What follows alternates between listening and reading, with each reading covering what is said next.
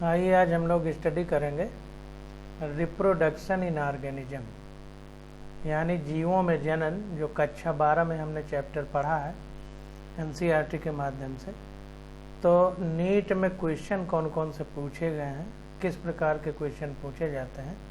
तो नीट का एमटीजी का अंसाल पेपर हम लोग करने जा रहे हैं। तो पहला क्वेश्चन है, कह रहा है nothing lives forever but life continuous. मतलब इस दुनिया में कोई भी जिंदा नहीं रहेगा, लेकिन फिर भी जीवन चल रहा है लगातार। कहने का मतलब ये है कि जैसे हम हैं, हम मर जाएंगे लेकिन हमारे बच्चे रहेंगे, फिर बच्चे मरेंगे, उनके बच्चे रहेंगे। तो जीवन लगातार चल रहा है, लाइफ, लेकिन फिर भी हम लोग जिंदा नहीं रहते। मतलब हम लोग जिंदा नहीं रहते, फिर भी जिंदगी चल रही है। तो कह रहा है व्हाट डज इट मीन्स। तो कह रहा है इसका क्या मतलब है। तो इसका मतलब यही है कि व्यक्ति बूढ़ा होकर के मर जा रहा है, लेकिन उसके बच्चे जो नई जिंदगी पा रहे हैं वो आगे पीढ़ी दर पीढ़ी चल रहा है। तो older dies but new are produces due to reproduction. तो मतलब बूढ़े मर जाते हैं लेकिन नए जनन के द्वारा उत्पन्न कर दिए जाते हैं। इसलिए लाइफ तो कंटिन्यू चल रही है, लेकिन फिर भी कोई जिंदा नहीं रहता है। तो फर्स्ट का ये वाला ऑप्शन हमारा करेक्ट हो जाएगा। तो इसको देखते हैं। तो देखिए फर्स्ट का ये करेक्ट है। कह रहा है death is a natural process by which the individual dies either naturally or due to illness, accident etcetera. तो कह रहा है कि मृत्यु एक प्रकृति का नियम है और व्यक्ति विशेष मृत्यु को प्राप्त करता है, चाहे वो प्राकृतिक मृत्यु हो या किसी कमजोरी के कारण मृत्यु हो या फिर एक्सीडेंट यानी दुर्घटना के कारण मृत्यु हो। But before dying generally individuals leave new individuals of their own kinds through reproduction and thus the life continue. लेकिन मरने से पहले वो व्यक्ति या बेस्टी अपना एक नया इंडिविजुअल छोड़ के चली जाती है, जो उसके बच्चे के रूप में इस संसार में बना रहता है। तो कहने का मतलब ये है कि व्यक्ति विशेष मरता है लेकिन फिर भी जीवन चलता जा रहा है। अब क्वेश्चन नंबर 2 देखते हैं।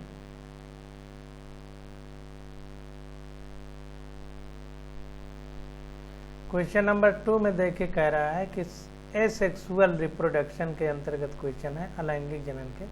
तो कह रहा है ऑफसेट्स आर प्रोड्यूस्ड बाय। तो एसेक्सुअल रिप्रोडक्शन के अंतर्गत क्वेश्चन पूछा जा रहा है कि ऑफसेट्स आर प्रोड्यूस्ड बाय। तो सबसे पहले हम एनसीईआरटी में देखें कि ऑफसेट है क्या। तो ये देखिए वाटर हाइसेंथ है, जिसको जलकुंभी हिंदी में कहते हैं। इसको बंगाल में ये बहुत ज़्यादा बढ़ गई थी, जिसको बंगाल का आतंक भी कहा जाता है। तो इतना ज़्यादा वो बढ़ गई थी कि जो मछलियाँ थी नीचे पानी के, वो सांस नहीं ले पा रही थी, ऑक्सीजन की कमी हो गई थी। तो ये वाटर हाइसेंथ है, इसी में देखिए ऑफसेट लिखा हुआ है।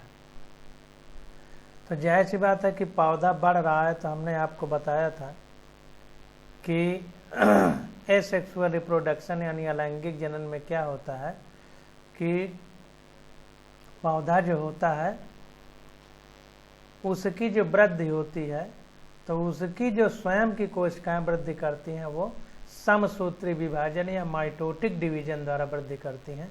और उसका कारण ये है कि पूरे शरीर में जो क्रोमोसोम है उनकी संख्या को नियत रखना है। तो नियत तभी रहेंगे जब समसूत्री विभाजन होगा। तो यह ऑफसेट का फॉर्मेशन माइटोटिक डिवीजन द्वारा होगा।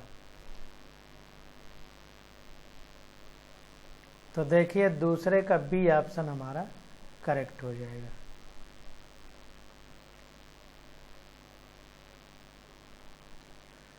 तो देखिए offset is a vegetative part of A plant formed by mitosis. तो ये जो ऑफसेट है ये कायिक भाग है, वेजिटेटिव भाग है किसी पौधे का, जिसका नाम वाटर हाइसेंथ या अन्य पौधों में भी हो सकता है। तो ये समसूत्री विभाजन या माइटोसिस द्वारा बनता है।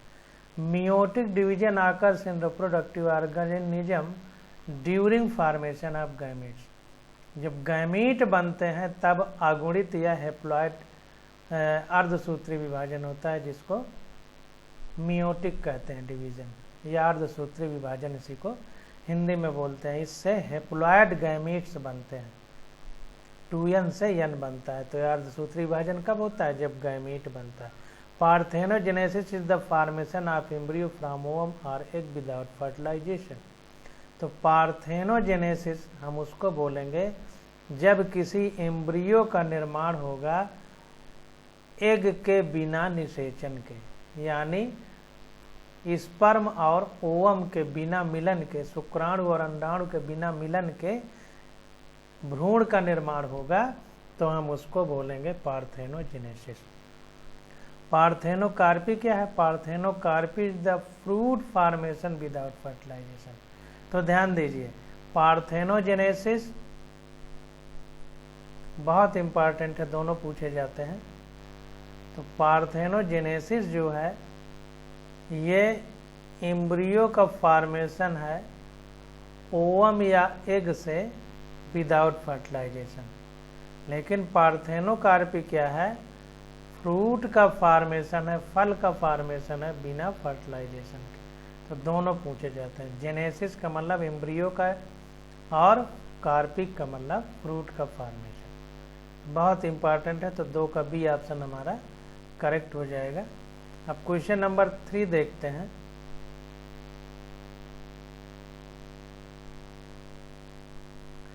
क्वेश्चन नंबर 3 में देखिए पूछ रहा है कि which one of the following statement is not correct. Not ध्यान दीजिए, नॉट, इसको अंडरलाइन कर लीजिए। नॉट करेक्ट पूछ रहा है, तो नॉट करेक्ट बताना है, करेक्ट वाला नहीं, ये गलती हो जाती है।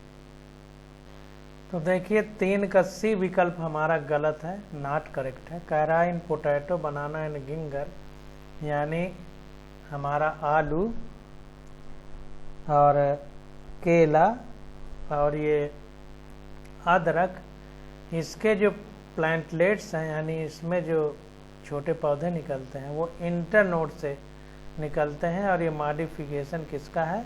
स्टेम यानी तने का। ये चीज़ गलत है। तो देखिए 3 का सी गलत है। कह रहा है कि आलू, केला और ये हमारी अदरक या प्रोपागेट वेजिटेटिवली बाय दियर मॉडिफाइड स्टेम। तो जो मॉडिफाइड स्टेम होता है उससे ये कायिक रूप से बढ़ती है। Potato propagate by tuber, potato tuber से बनता है, ये सब याद रखिए। पोटैटो क्या है? ट्यूबर है। यही डायरेक्ट पूछा जाता है। पोटैटो हमारा ट्यूबर है, और which has bud over its eye or node. इसमें जो आँखें होती हैं या नोड इन्हीं को कहते हैं, यही कलिका के रूप में निकलती हैं। These birds produce new planets, तो प्लांटलेट्स। तो यही जो है, जो इसकी आँखें होती हैं, इन्हीं से नए पौधे का जन्म होता है, जो नई कलिका निकलती है। Banana and ginger propagate by the help of rhizome. तो बनाना और गिंगर हमारा क्या है? राइजोम है। Which also have buds on nodes for the formation of new plantlets.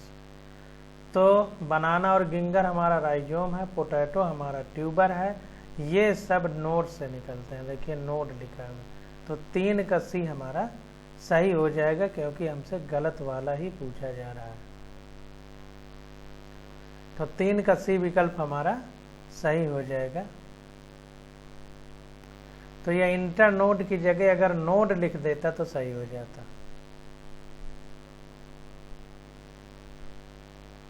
अब क्वेश्चन नंबर 4 देखते हैं। कह रहा है which of the following pair is not correctly match. देखिए नॉट गलत वाला पूछ रहा है, ध्यान दीजिए, ज्यादातर आपसे गलत वाला ही पूछेगा। तो इसको देखते हैं। तो यहाँ देखिए चौथे में राइजोम का बनाना और अदरक था, ऑफसेट वाटर हायसेंथ था, आलू हमारा ट्यूबर था, कोनिडिया पेनिसिलियम है। ये सब एनसीईआरटी में हम लोग पढ़ चुके हैं। ये देखिए आलू है, आलू हमारा ट्यूबर है, पोटैटो ट्यूबर है, और गिंगर हमारा अदरक जो है राइजोम है, राइजोम है अदरक।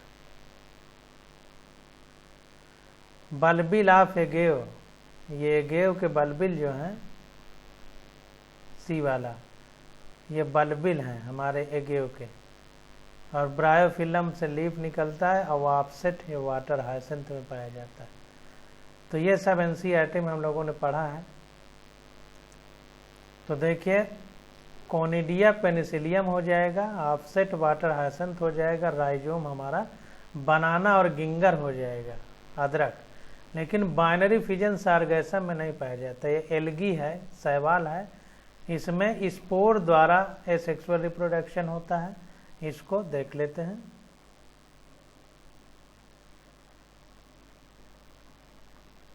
तो देखिए सारगैसम हमारा एक तरह से ब्राउन एल्गा यानी भूरी शैवाल है। In brown alga asexual reproduction occurs by mean of spore. अलैंगिक जनन भूरे शैवाल में कैसा होता है? स्पोर के द्वारा होता है। और sexual reproduction varies from isogamy and isogamy and oogamy. और जो लैंगिक जनन है वो आइसोगैमी एनाइसोगैमी और ऊगैमी द्वारा होता है। तो सारगैसम में जो बाइनरी फिजन लिख दिया है इसलिए ये गलत हो गया। तो यहाँ पर स्पोर लिखा होता तो सही हो जाता, स्पोर या isogamy anisogamy oogamy. Binary fission हमारा इस सारगैसम के लिए गलत है। तो 4 का 1 गलत हो जाएगा, और गलत वाला ही पूछ रहा है इसलिए यही हमारा सही हो जाएगा। क्वेश्चन नंबर 5 देखते हैं। कह रहा है in ginger vegetative propagation occurs through. तो अभी हमने ऊपर ही पढ़ा है कि केला और अदरक में राइजोम द्वारा कायिक प्रवर्धन होता है। तो 5 का सी विकल्प हमारा करेक्ट हो जाएगा।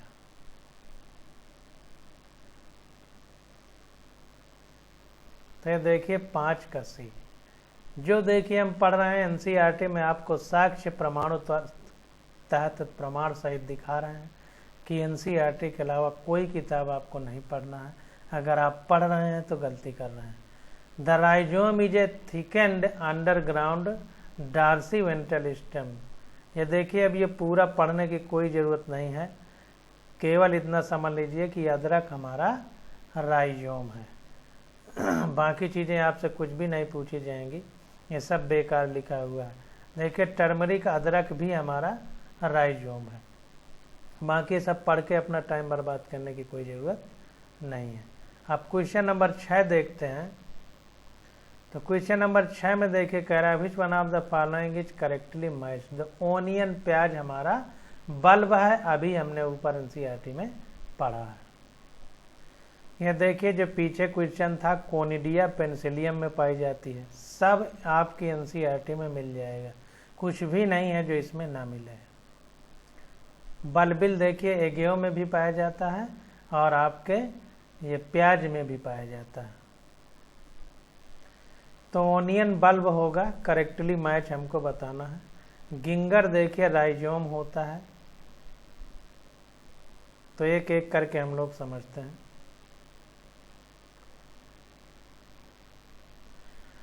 तो देखिए ईस्ट हमारा, ईस्ट और उसके साथ में जो अदर एस्कोमाइस्टीज के मेंबर हैं करेक्टली प्रोड्यूस्ड एस्कोस्पोर, ये एस्कोस्पोर जो है प्रोड्यूस करते हैं।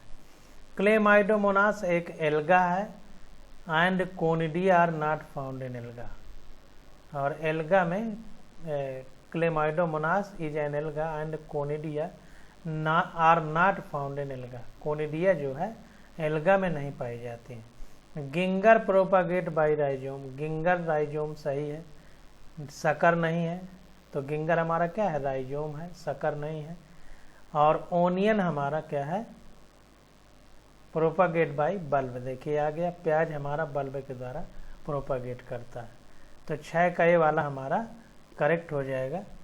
तो यहाँ पर देखिए ओनियन हमारा बल्ब है, गिंगर हमारा राइजोम है, और क्लेमाइडोमोनास हमारा कोनिडिया, चूंकि एल्गा है तो कोनिडिया द्वारा नहीं प्रोड्यूस होगा। और ईस्ट हमारा एस्कोस्पोर बनाता है, जो स्पोर नहीं बनाता। तो सारी चीज़ें क्लियर हो गई। तो 6 का ए विकल्प हमारा करेक्ट हो जाएगा। अब 7 नंबर क्वेश्चन देखते हैं। Which one of the following pairs is wrongly match while the remaining 3 are correct. Wrongly match, गलत मैच किया गया है। अब देखिए फिर गलत पूछ रहा है। तो पेनिसिलियम कोनिडिया सही है, वाटर हाइसेंथ ऑफसेट करेक्ट था, अभी एनसीईआरटी में हमने पीछे देखा है। ब्रायोफिल्म पत्ती है तो लीफ बड निकलेंगी पत्ती से, ब्रायोफिल्म में अजूबा जिसको बोलते हैं। हिंदी वाली बुक में पत्थर चट्टा लिखा हुआ है। एगेओ बल्बिल ये करेक्ट है। देखिए वाटर हाइसेंथ अपसेट और ब्रायोफिल्म लीफ बड, देखिए बल्बिल एगेओ सब करेक्ट है ना। तो इसलिए जो है वाटर हाइसेंथ में सकर होना चाहिए था। तो इसको देखते हैं। तो रनर देखिए हमारी दूब ग्रास है और वाटर हाइसेंथ हमारा ऑफसेट है। बाकी सब पढ़ने की कोई जरूरत नहीं, सब बेमतलब है, समय नहीं बर्बाद करना है। तो 7 कभी वाटर हाइसेंथ की जगह सकर होना चाहिए, बाकी सही है। पेनिसिलियम कोनिडिया हमने ऊपर पढ़ा है, ब्रायोफिल्म लीफ बड एनसीईआरटी में देख लिया, एगेओ बल्बिल है ये भी देख लिया। आप देखिए कह रहा है the eye of the potato tuber are, क्या होती हैं जो पोटैटो की आंख जिसको कहते हैं, ये क्या होती है। अब देखिए जो ऊपर क्वेश्चन पूछा था, नोड लिखा था, इंटर नोड लिखा था। अब पूछा था कहाँ से बड निकलती है, तो नोड से निकलती है। देखिए यहाँ पर लिखा है एनसीईआरटी में। तो सारे क्वेश्चन आपको एनसीईआरटी में मिल जाएंगे, कोई भी बाहर से नहीं आएगा। तो देखिए जो हमारा आलू है, आलू की जो आँख है वो एक्जिलरी बड है, तो 8 का डी वाला आंसर करेक्ट हो जाएगा, एक्जिलरी बड है। तो इसको देखते हैं। तो 8 का डी करेक्ट है। Potato is the common example of stem tuber, stem tuber का एग्जाम्पल है। इट स्टोर्स स्टार्च और ये सब मतलब की बातें हैं। बस इतना ध्यान दीजिए कि एक्जिलरी बड है, axillary bud. These possess axillary bud over their node are आई।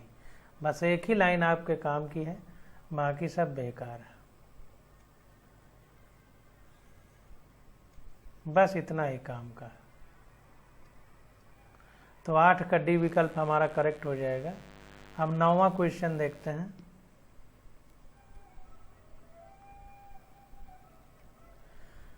अब कह रहा है vegetative propagation in pistia occurs by.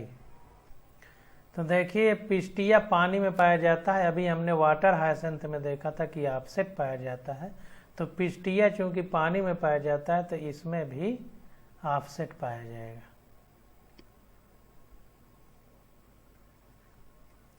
तो देखिए लिखा है पिस्टिया, इसको वाटर लेट्यूस भी बोलते हैं।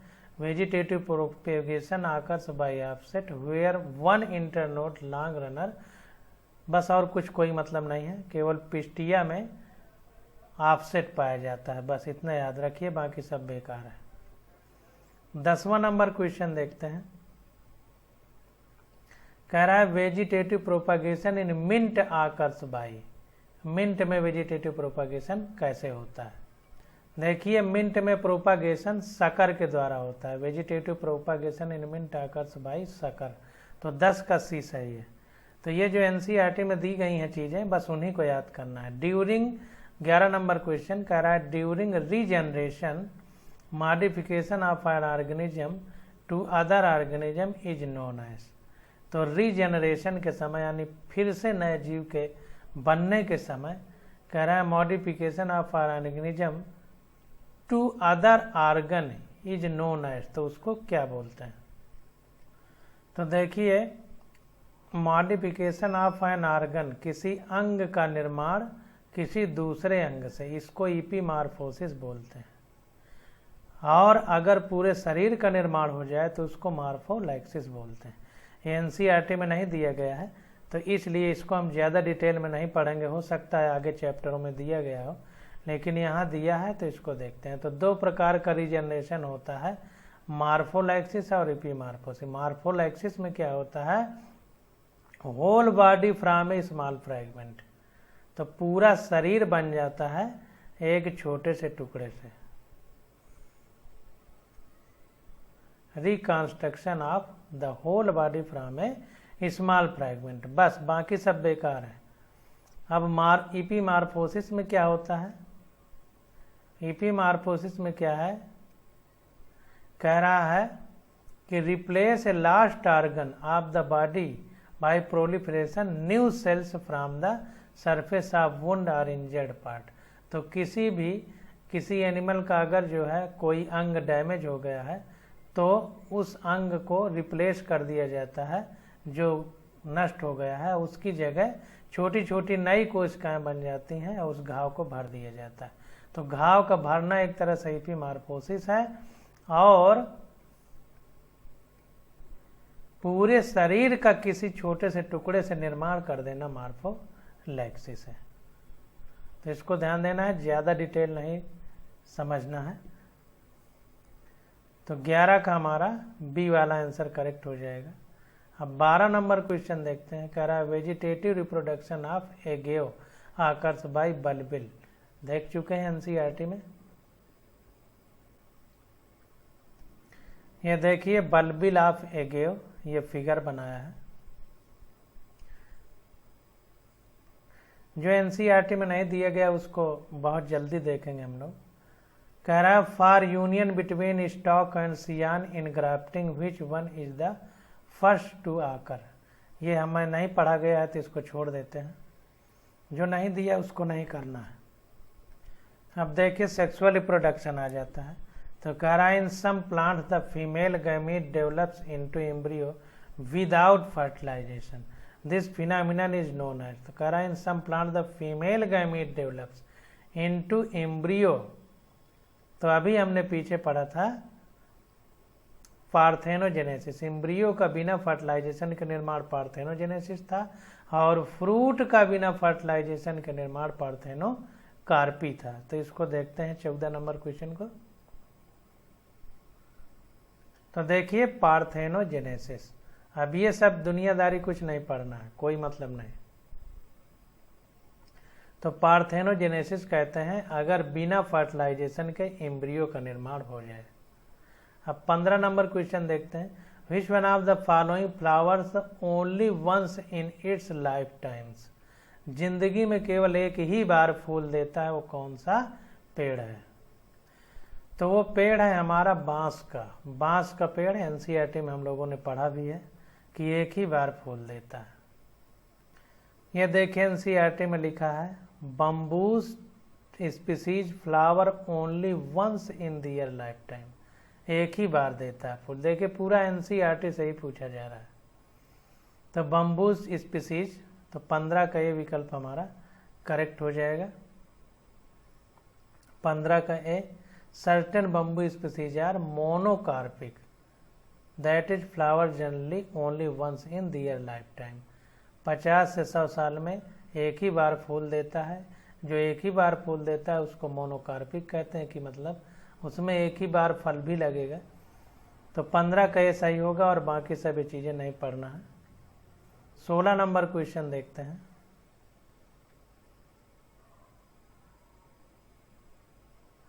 कह रहा है which one of the following generates new genetic combination leading to variation.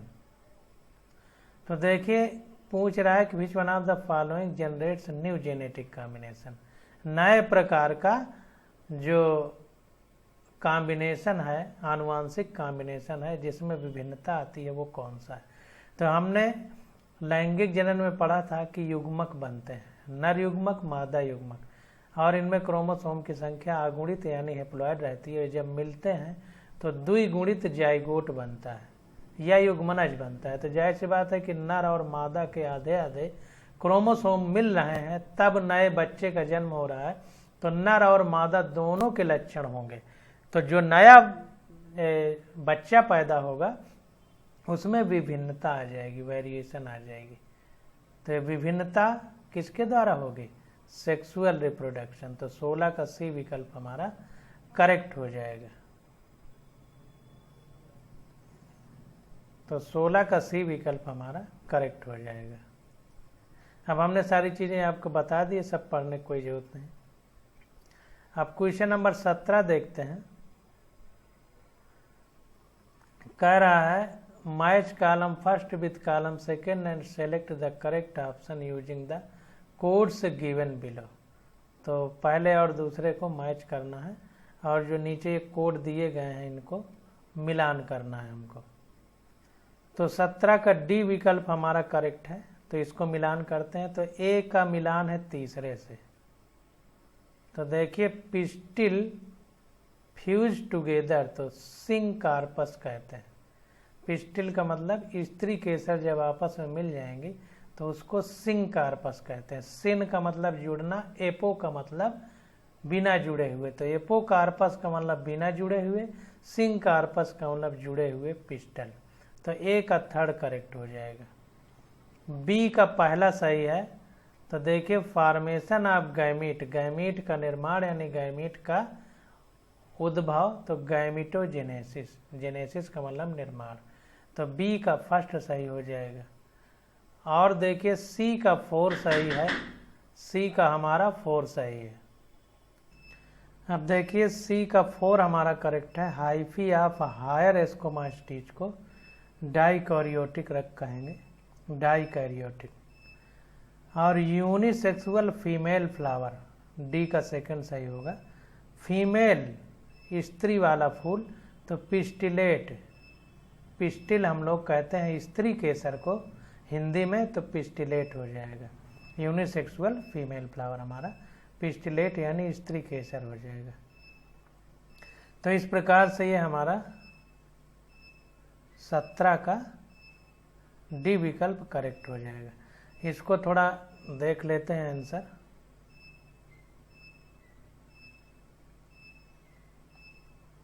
सत्रह का डी आंसर है, कुछ लिखा नहीं गया है। अब 18 देखते हैं।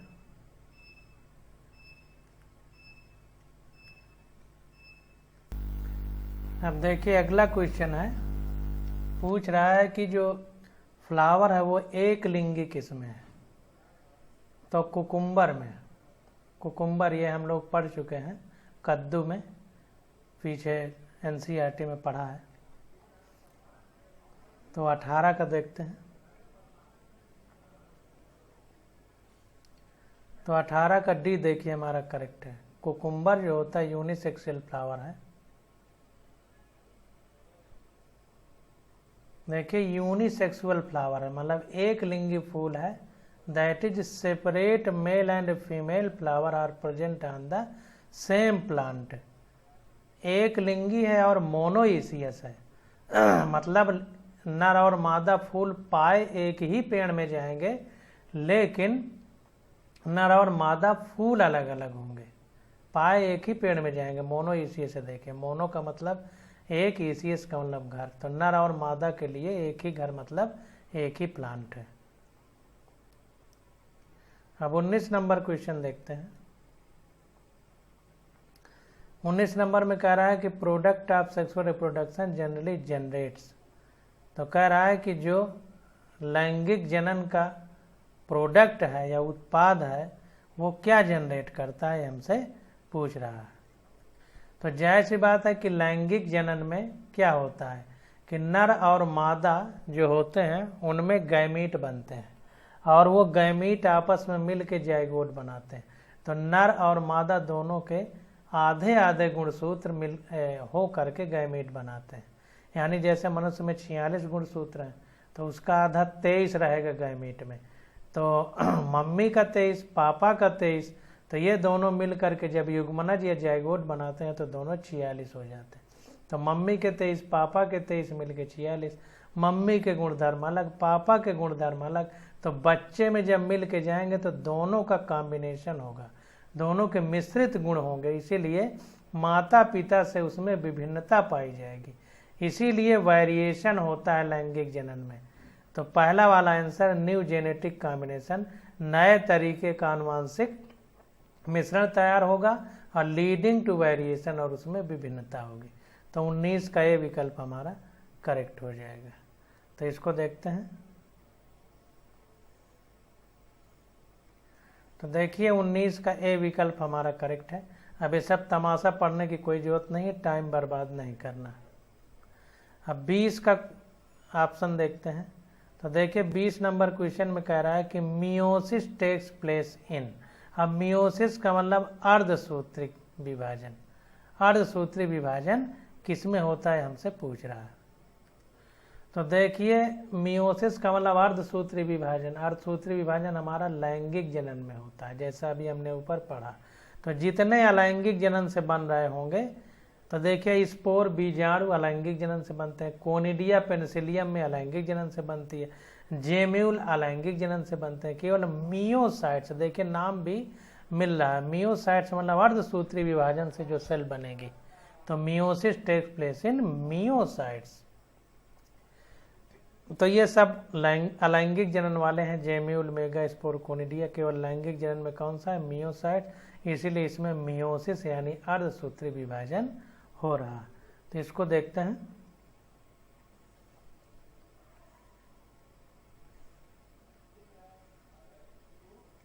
तो 20 का सी देखिए करेक्ट है, कह रहा है जेम्यूल, कोनिडिया ये सब एसेक्सुअल प्रोपैग्यूल्स मतलब अलैंगिक जनन से बनती हैं। No meiosis takes place in them, इनमें अर्धसूत्री विभाजन नहीं होता। मेगा स्पोर आर हेप्लॉयड, जाहिर सी बात है कि स्पोर है अलैंगिक जनन से बनेगा तो ये हेप्लॉयड होता है। Which are found as a result of meiosis of diploid megaspore mother cell. तो ये देखिए जो diploid megaspore mother cell होती है, द्विगुणित मेगा स्पोर मदर सेल होती है, उससे यह मेगा स्पोर बनता है। यानी ये भी अलैंगिक न कह के लैंगिक कहना चाहिए। तो कुल मिलाकर के हेप्लॉयड होता है और diploid megaspore mother cell से बनता है। Meiocytes is any cell that undergo meiosis, और मियोसाइट कोई भी सेल हो सकती है जिसमें अर्धसूत्री विभाजन हुआ। तो 20 का सी हमारा करेक्ट है। 20 का C, meiosis takes place in meiocytes. अब क्वेश्चन नंबर 21 आ जाता है। तो 21 से स्टडी हम लोग अगले लेक्चर में करेंगे। आज बस यहीं तक।